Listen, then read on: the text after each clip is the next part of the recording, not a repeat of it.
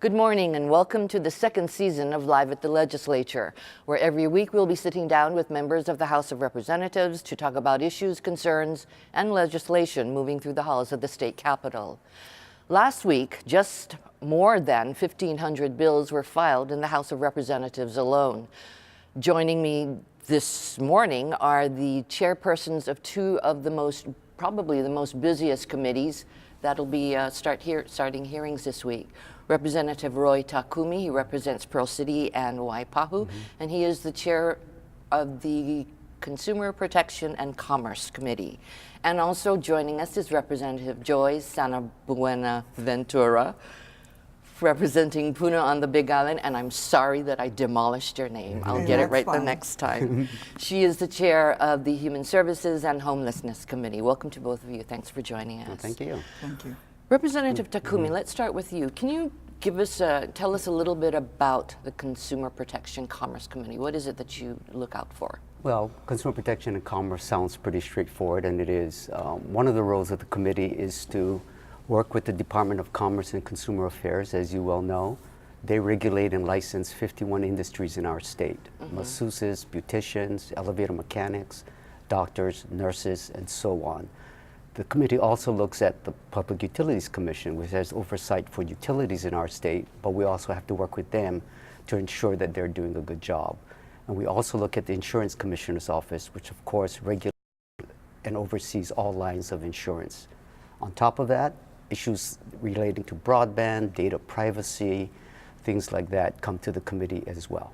Well, you've got a lot on your plate then. So what are some of the issues that you're going to be looking at this year? Well, it's going to be, as you had mentioned, there are about 1,500 bills introduced, and Consumer Protection will get about 300 to 400.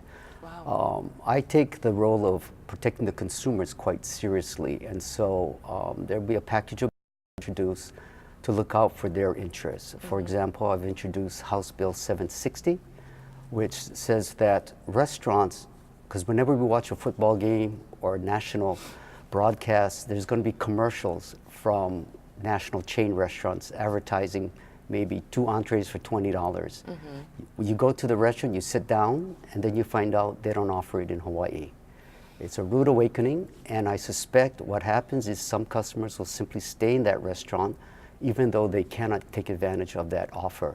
The bill would say that these restaurants have to post a sign at the front of the restaurant simply saying that special that you saw advertised is not available here, and that you as a consumer, you make up your own mind whether you want to walk in or not. Okay, so once again, protecting the interests of the consumer.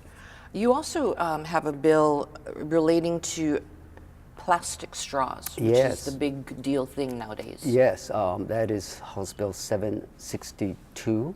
That bill would make plastic straws the default. In other words, just like we make restaurants, you can have water upon request, because that was a result of people realizing that millions and millions of gallons of perfectly good water goes to waste because the customer doesn't drink it. So now when you go in the restaurant, you could ask for the water and you'll get it. Similarly with the straws. 500 million straws are used every day in the United States. And this is why Starbucks, in the next year or so, will end serving straws in their restaurant. Starbucks uses 1 billion straws a year. Wow. So this will be default. When you go to McDonald's or any of these restaurants, and if you want a straw, you can get it, of course, but it won't be out there for you to take as many as you want. And even if that reduces the waste stream by a small percentage, it's, I think, very important. One of the bills that you also are taking a look at, and correct me if I'm wrong, is flavored tobacco products. Yes, flavored tobacco. This is something new that has come up. As you know, with vaping and with e-cigarettes and flavored tobacco, its main target are young people. In Hawaii, high school students are twice the national average when it comes to using e-cigarettes. Now, they're not supposed to get it, but as we all know, these kids find a way to get it. And so by banning flavored tobacco, which they've done in San Francisco, hopefully this would lead to a reduction of people willing to try, because again, these flavored tobacco products are aimed at young children.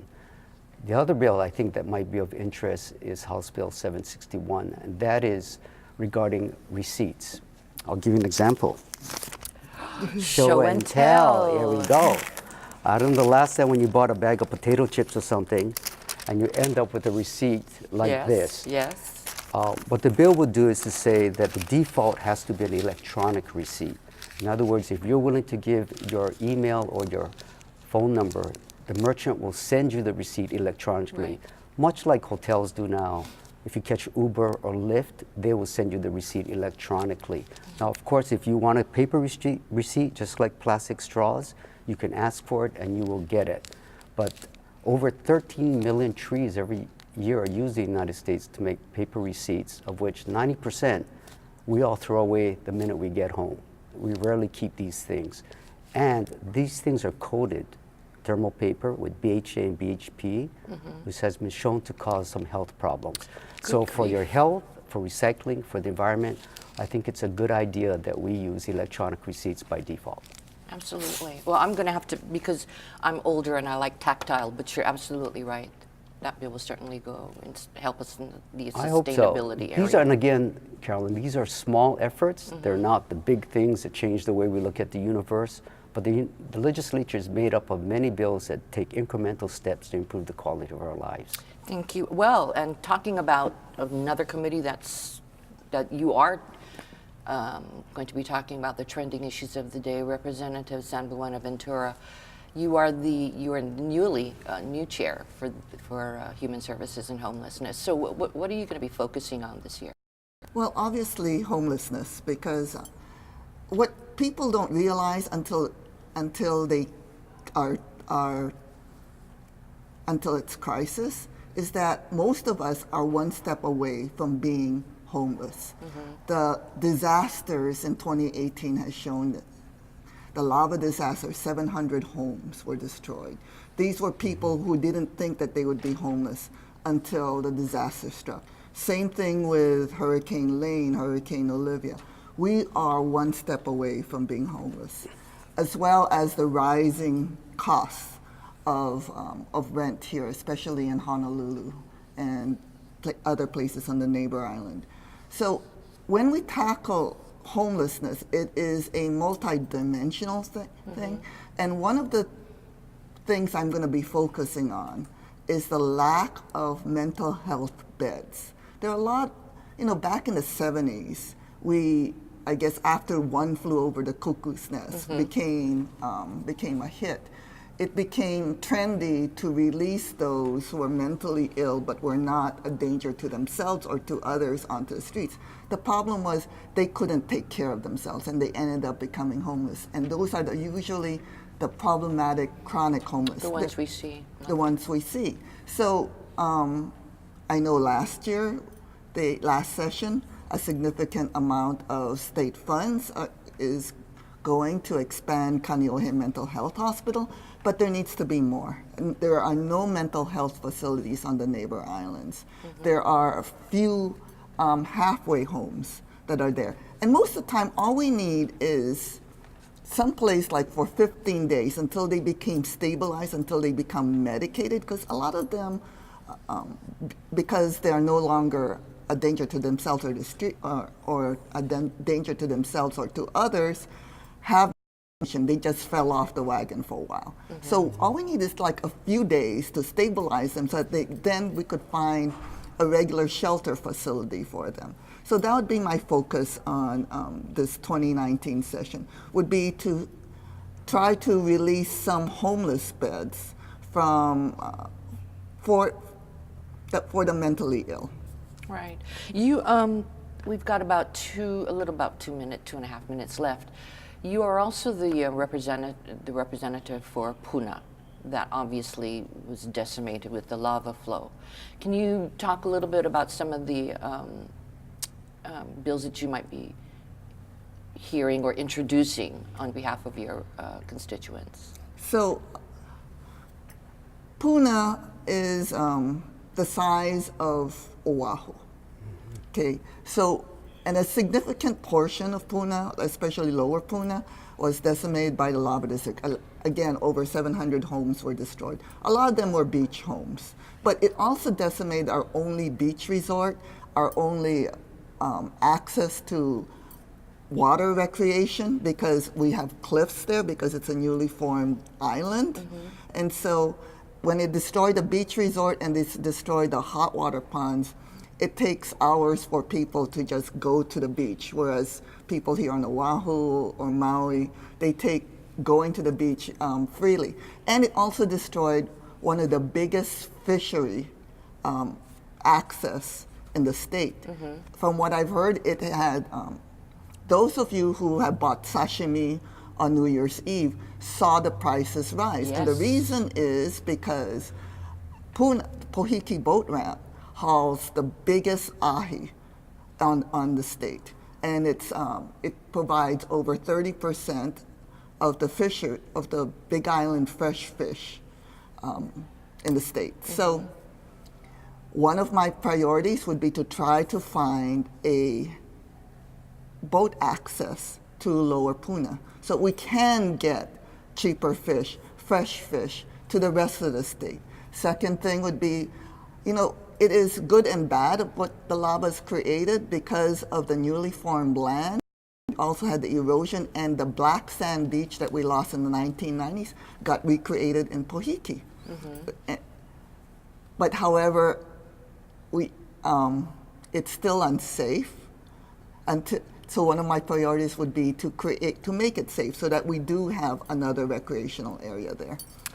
And roads, of course, it's big. Well, obviously, it sounds like both of you, as chairpersons, have a lot on your plate this coming session.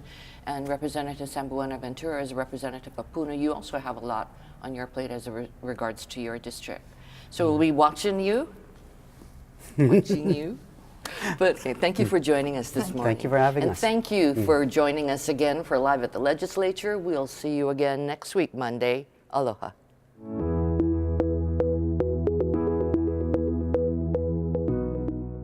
Do you know your legislators? Visit capital.hawaii.gov and enter your street name to find detailed information about your representatives and senators. From your district number to the committees and current bills your legislators have introduced, this is an easy way to stay up to date with what is happening in your community. If you're looking for detailed information concerning Hawaii State Senate and House hearings, please visit olelo.org/gov-archives. Videos are arranged by date, with the most recent at the top of the list. You can also search the on-demand media library by typing keywords into the search box. Are you looking for an easy way to get involved in the legislative process? Stop by the Public Access Room located in room 401 at the Hawaii State Capitol. The Public Access Room provides citizens of Hawaii's facilities, services, and equipment to enhance their ability to participate in the legislative process.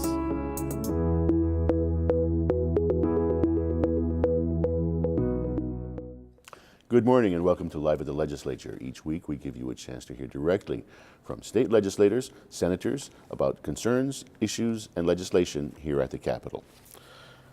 Last week, the legislative Keiki Caucus introduced its bill package to the public.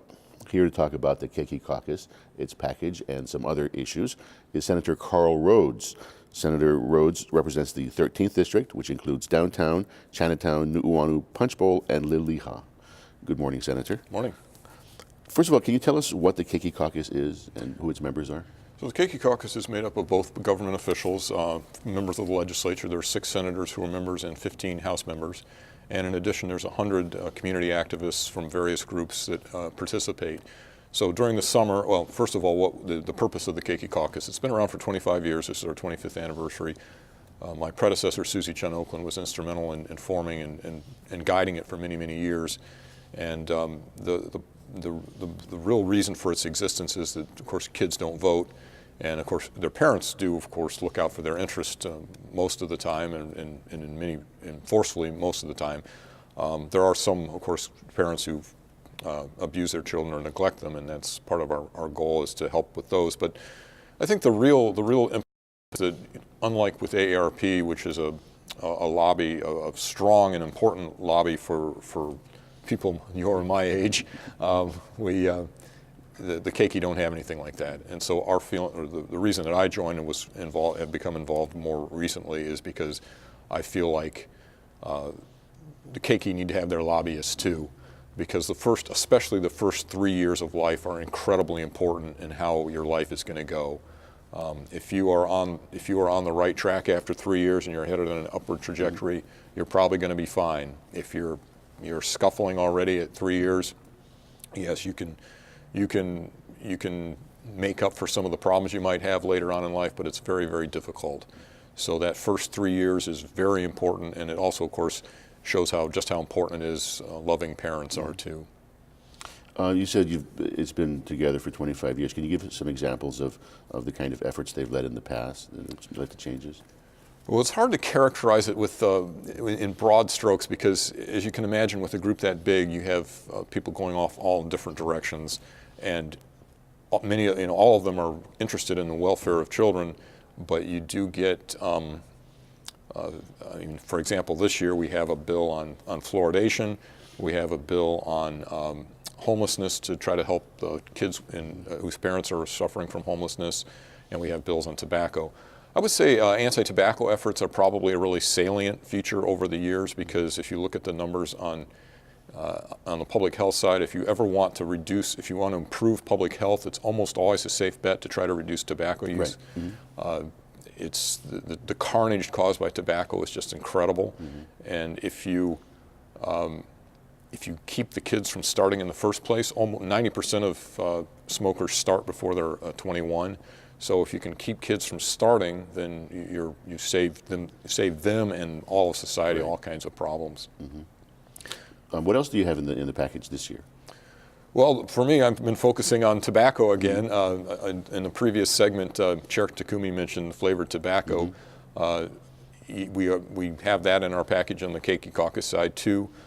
More than 80% of children if they start smoking or using tobacco or nicotine products like vaping, they start with a flavored version of it, and we would ban that to try to stop people, get people to say that the other way around, is keep people from ever starting. The other tobacco one that we're working on, which I think is really important, is a zone around schools and playgrounds where merchants will not be able to sell tobacco products, to make it as hard as possible for kids to find them. And another one that's important to me that's not tobacco related necessarily is a 0 to 3 court. So the court already exists. This is really more for, as I mentioned, some parents, unfortunately, the vast majority of parents do the best that they know, and they love their kids, and the research indicates that that's exactly what needs. They need at least one adult that just adores them. And if you have 2 adults who adore them, that's even better. But every once in a while you get a parent who's may have trouble themselves with substance abuse or mental illness, who doesn't take good care of their children. And that's where the 0 to 3 court comes in generally, is they try to look out for the best interest of those kids and intervene where they need to, and unfortunately sometimes take them away from their parents if it's bad enough. Oh, so the 0 to 3 is a way of diverting parents who have trouble into a separate program to make sure that the kids stay. Essentially, yeah. The court, of course, always has jurisdiction over neglected and abused kids, but this is a more focused way to look at that particular age group, which, as I mentioned before, is incredibly important. So how does the caucus come up with its package? Individuals suggest, you guys fight it out? There's not a whole lot of fighting, which is, in the legislative process, as someone, I think Senator Schatz pointed out a couple of weeks ago, that politics really is a proxy for violence. It's a way to avoid actually having violence, but you can get pretty heated sometimes. The Keiki Caucus tends to be pretty mellow about that. Both the members on the legislative side and the members in the community, they understand the importance of what they're doing in terms of trying to help the really young ones, and they also realize that it's a multifaceted issues, and there's a lot of different angles that come into play, and for different kids, different things are important, right? So we spend the summer, we spend the interim basically. We start, me as the co-convener on the Senate side, and Representative Mizuno on the House side. We start meeting in the summer shortly after session ends, and we start looking at what we think. We do a postmortem of what happened last year, see what's still on the table in terms of issues that we need to do, and then people from the community. It's largely driven from the community. The advocates community, and they look at, they make suggestions about what we should try to do this year. And some of it actually comes from Keiki. There's the Children and Youth Day and the Children and Youth, what's it called? The Children and Youth, they have a convention every year too that's separate. And so some of the ideas actually come from youth, which is good because they're the ones who understand their problems probably the best of anybody. But so over the summer we work on these issues, and near the end we vote on them. The whole community, both of them. First the advocates community does, and if they're okay with each of the proposals, then the members of the Keiki Caucus and the legislature vote on them too. And so there's kind of a two-step process, and then you end up with this package of bills. So this year we had 19 bills, 5 resos, and there's a lot of work put into coming up with those. Okay, well, you're also the chair of the Senate Judiciary Committee. I am. And as Judiciary Chair, there are some perennial issues, one of which is legalization of marijuana. That's perennial, yep. So it's going to come up again this year. Do you think it has a better chance of passing this year than before? I do. I mean, you never know. Sometimes an issue you think is ripe for passage in the legislature, nothing happens. My feeling is that the stars are pretty well aligned for a full legalization this year, but we'll find out. I am going to hear on this Thursday. I will be hearing a full legalization bill, and we'll see where we're at in terms of whether I have the votes on the committee, and then of course when it goes to the next committee and onto the Senate floor, whether the votes are there. We already have medical marijuana. We've had that. I mean, it's been legal for 17 or 18 years now, but just recently we've started making it. We passed additional implementing legislation a couple of years ago, so you can get it legally as opposed to having to buy it in the black market. That system is up and sort of running. I mean, it's not totally mature at this point, but we do have that example of what to do. And then, of course, there's, I believe, 11 other states at this point that have full legalization. So we don't have to be the guinea pig. I think it's pretty clear at this point that Pakalolo is 100% available on the black market now.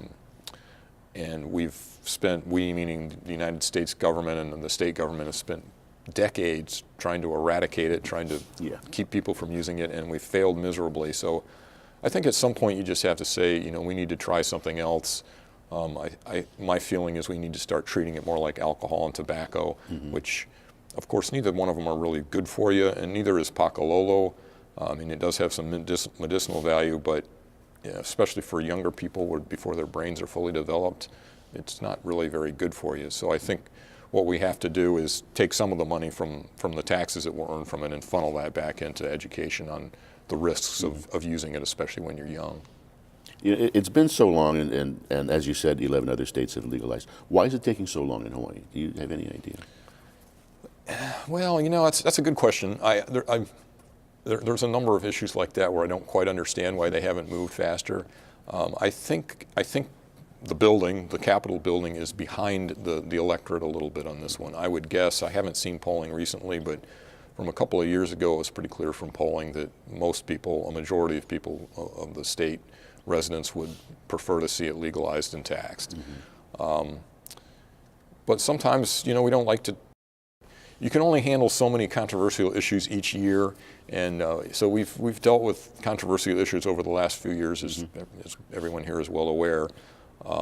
But the Pakalolo I think the other reason Pakalolo didn't come up, full legalization didn't come up more recently, is because we just did medical marijuana, and that whole process took a long time to roll out and get on its feet, and there was some hesitancy to move forward with full legalization while we were still trying to roll that out. So I think that probably explains it some too. Okay, and as quickly as you can give me the definition. Difference between legalization and decriminalization. So decriminalization would just be, instead of being an actual criminal penalty, you just get a fine. Full recreational legalization would be, if you have a very small amount of it, it's perfectly fine. There's no crime, there's no violation, there's no fine, there's no nothing. Okay, well, thank you for being with us and for this great conversation. Thank you, thanks for having me. Thank you for joining us, and we'll see you on Live at the Legislature.